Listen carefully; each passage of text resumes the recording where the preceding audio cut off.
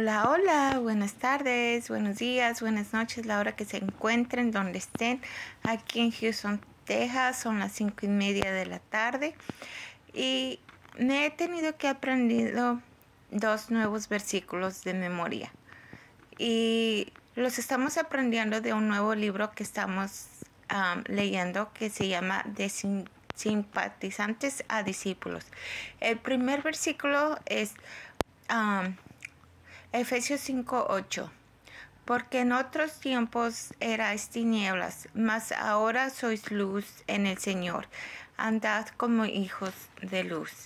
Y el segundo fue Hechos 16:30. Y sacándolos les dijo: Señores, ¿qué debo hacer para ser salvo? Y les voy a leer lo que hemos aprendido. La primera fue hace 3 semanas fue hace 3 semanas y les voy a leer lo que dice el libro. Bienvenido a esta nueva serie de estudios de grupo familiar. Es un gusto que estés aquí, que busques crecer y aprender. Es el tiempo preciso y la voluntad de Dios que profundicemos en el estudio de la Biblia.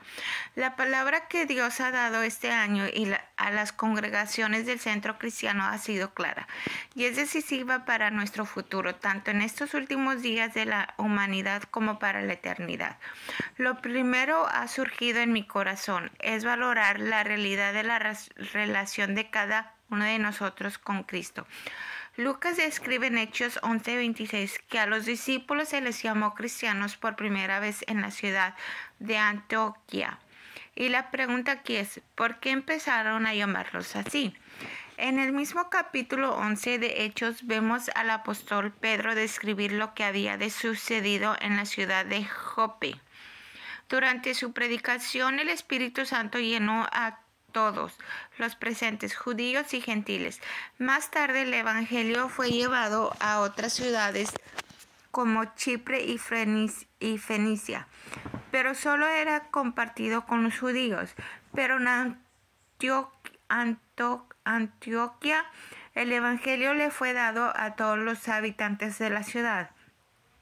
Hubo un gran mover de Dios y mucha gente aceptó a Cristo y cambió su antigua manera de vivir, algo radical, pero necesitaban crecer, por lo que mandaron a Bernabé a que se le ocupara de la gente de este lugar.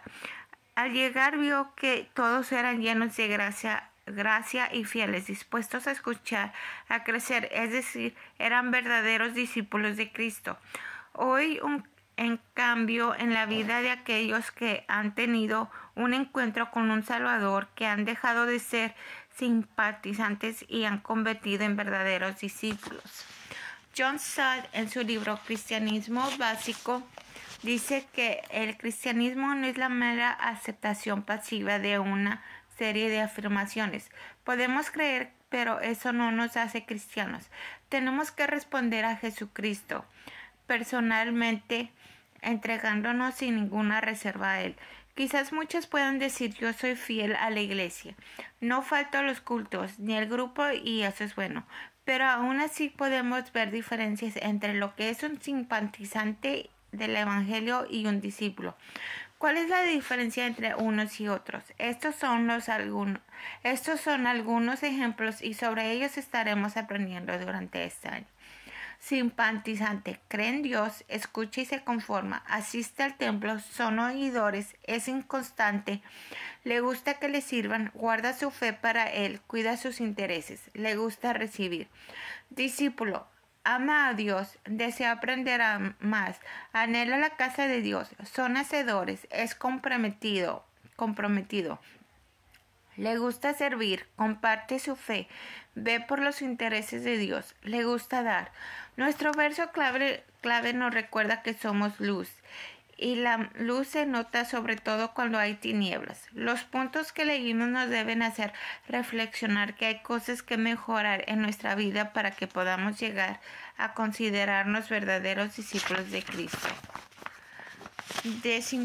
Y la segunda lección se llamó De simpatizantes a discípulos.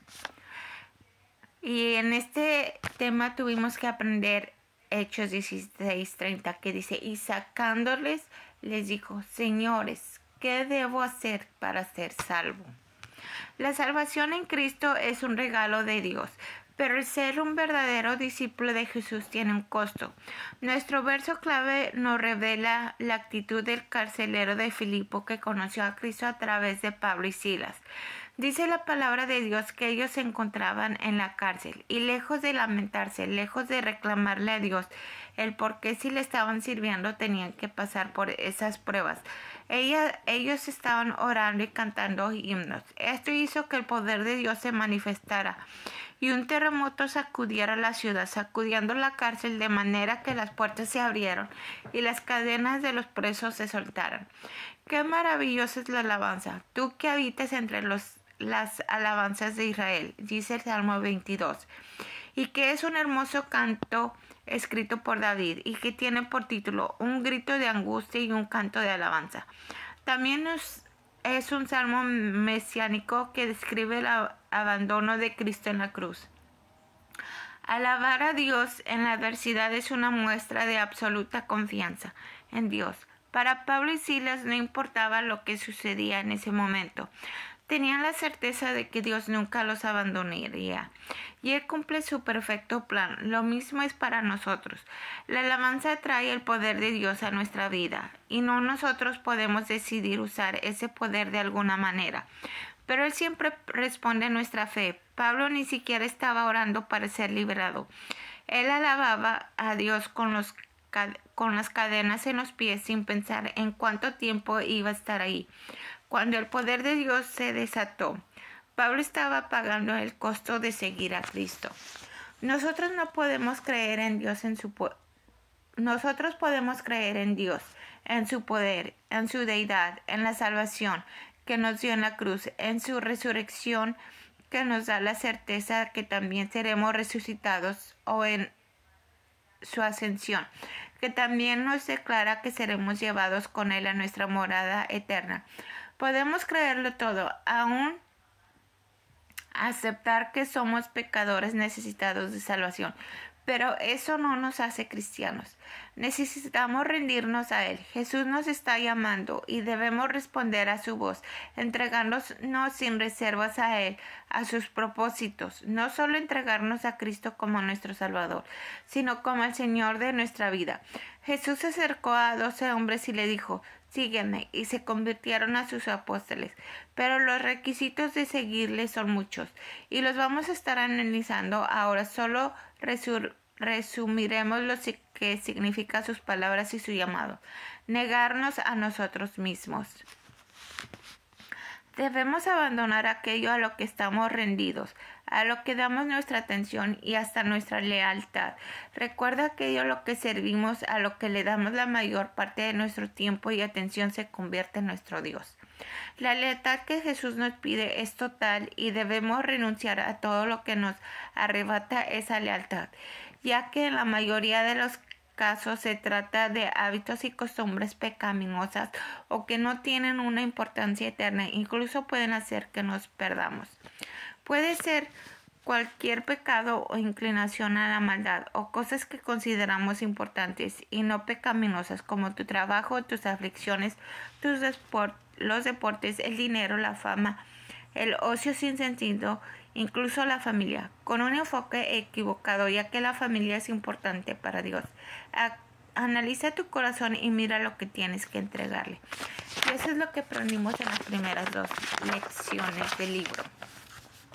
Ya les estaré leyendo la tercera lección el jueves o el próximo domingo. Hasta luego. Bye.